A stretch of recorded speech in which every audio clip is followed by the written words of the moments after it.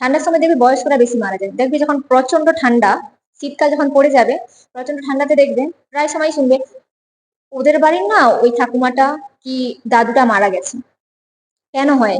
শীতকালে শুধু বয়স্করাই কেন মারা যায়? চলো জানি। আমাদের স্কিনটা কেন টান টান থাকে? আমাদের স্কিনের উপর কি রয়েছে? ফ্যাট। তার জন্য দেখবে আমাদের স্কিনটা ফোলা ফোলাও লাগে। যারা মোটা তাদের তো এমনিতেও ফোলা থাকে। তুমি যদি মোটা নাও হও, দেখবে স্কিনটা টাইট থাকে। এই টাইট থাকার কারণ হচ্ছে যে ফ্যাট। আমাদের স্কিনের নিচে রয়েছে ফ্যাট। তাই দেখবে অতিরিক্ত গরমে আমাদের কিন্তু শুধু চামড়াতেই, আমাদের স্কিনের উপরেই ঘাম দেয়। আর প্রচন্ড ঠান্ডাতে দেখবে আমরা সোয়েটার পরি কি চাদর মুড়ি দিই।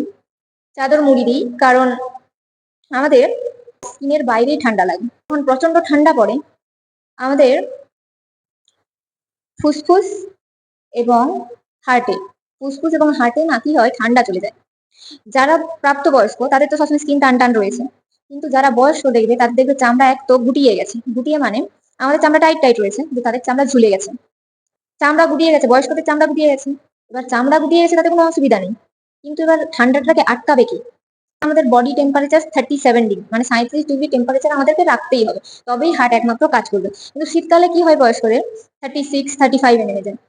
তবুও হার্ট অনেক কষ্টাকষ্টি করে তবুও সে তার কাজটা চালাতে চালাতে থাকে। কিন্তু হার্ট তারপরে বলবে আমার কিন্তু 37 ডিগ্রি তাপমাত্রায় চাই, 37 ডিগ্রি তাপমাত্রায় আমার চাই।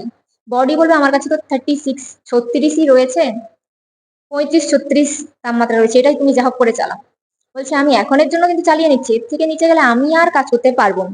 যখনই তাপমাত্রা কমে গেল, 37 ডিগ্রি থেকে ছাড়িয়ে যখন 36 ডিগ্রি কমে, যখন আরো কমতে শুরু করবে তাপমাত্রা, তখন কি হবে?